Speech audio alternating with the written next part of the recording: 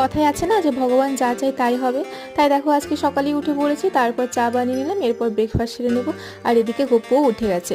তারপর চলো তাড়াতাড়ি ঝটফট বিছানাটা ঝেড়ে করে আজকে আবার মন্দিরে যাব, কারণ আজকে হলো আমাদের বিবাহ বার্ষিকী। দেখতে দেখতে বরমশাইয়ের সঙ্গে 3 বছর কেটে গেল, আর আমি যতই ঘর গোছাই কেন এই যে বাবু সব কিছু লন্ডভন্ড করে দেয়।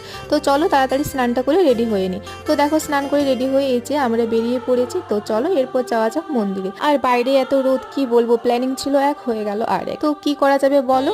তো চলো মন্দিরে এরপর ঢোকা যাক। তো মন্দিরে এখানে আমরা ঢুকে গেছি, আর আজকে মন্দিরে প্রচুর ভিড় ছিল, তাই বরমশাই ঢুকলো মন্দিরে। আর আমি ভেতরে ঢুকতে পারবো না, একটু অসুবিধে আছে, তাই আমি বাইরে থেকে দাঁড়িয়ে মায়ের মূর্তি দর্শন করছিলাম।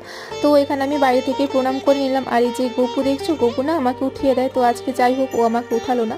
তো চলো আমাদের ভালোভাবে পুজো দেওয়া কমপ্লিট, এরপর আমরা বাইরের থেকে ব্রেকফাস্ট সেরে নিয়ে বাড়ি চলে যাব।